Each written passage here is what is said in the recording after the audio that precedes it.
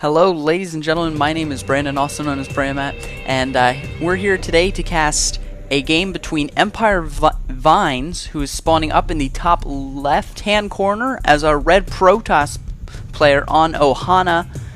This is a 1v1 ladder match that was taken from a replay pack recently put out by Team Liquid, and that means the Team Liquid player is in it. And down in the bottom right hand corner, spawning as our blue Zerg player, is Team Liquid's TLO, or the liquid one. Or not the liquid one, the little one. And so we have these two players today. This was put as a replay. This is a 1v1 match. This was a match that LiquidTLO was using as a practice for a tournament that he was getting prepared for. So this is, you know, it's just a typical replay, but this was one of his preparations of getting ready for a tournament that he was going to be competing in. And so now we see that EmpireVINES is sending down his probe to scout out. Obviously, there's only two spawn locations on this map, one for each player. So not many places to go around. He just knows exactly where LiquidTLO is, but at this point he just wants to scout out what kind of build he's doing. LiquidTLO is just droning up at this point, has 13 drones, not anything out of control, but he's just droning up, just throwing down his spawning pool. It looks like on 14 supply.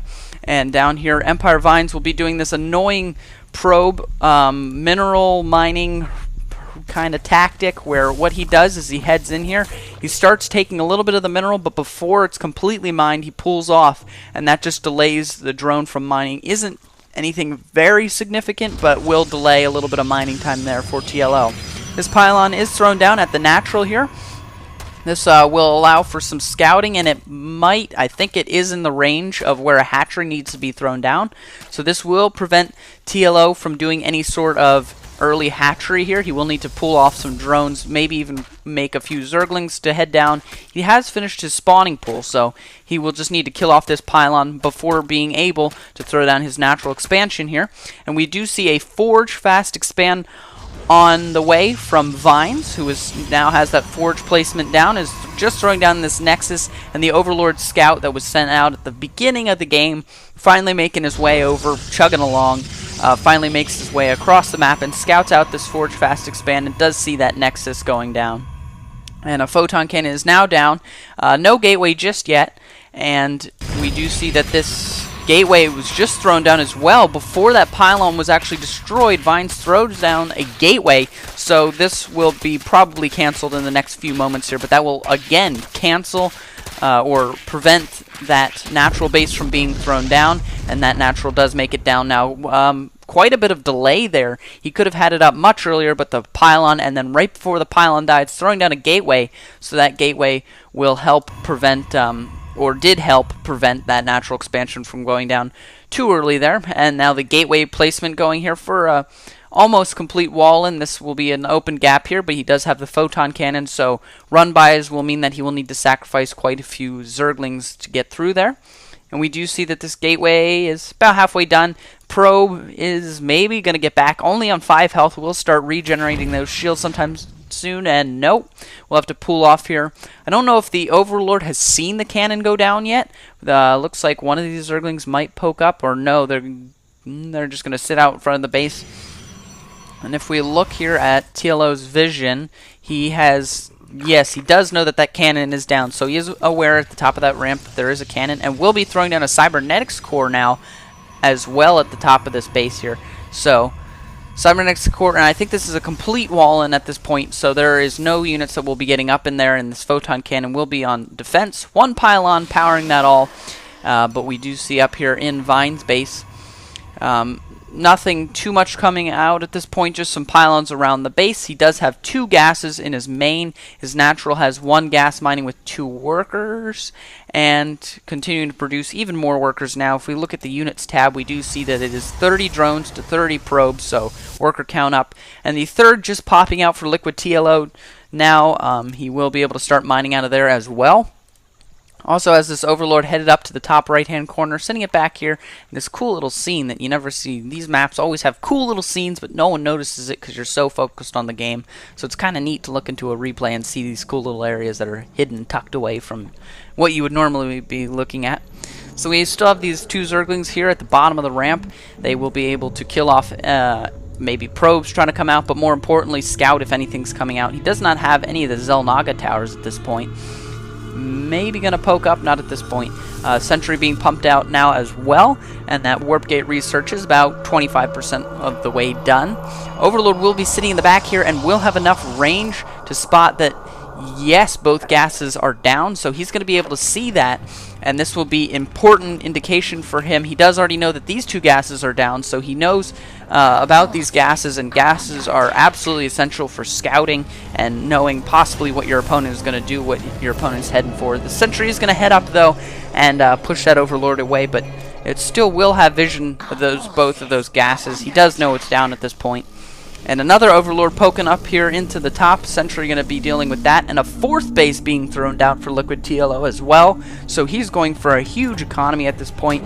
We do see it's 44 probes to 51 drones. And in the income tab, we're seeing that TLO has a significantly bigger economy. About 200-300 minerals more being mined at any given time. And the creep spread, of course, coming out now, connecting all of these bases, being very good about that. So now any units will be able to easily head across the base to these different expansions on that creep. These destructible rocks being taken out as well now. So he'll be able to head down into the third and even the fourth base fairly quickly with units in case he needs to. And we do see those two Zerglings still sitting up here in the top of the base. One will be taken out by that photon cannon. Does get to poke up there. Does he actually see that this robo? He does see that the robo out. So he did get scouting. Pretty much he knows everything that is in TLO's base at this point. And these sentries here being warped in as well. Oh, just continuing to get sentries. And one zealot. They're all going to be attacking these rocks just to make sure that they come down so he can be establishing a third base of his own. This Overlord is still up here and will be able to poke down and see if there is a third base there as well.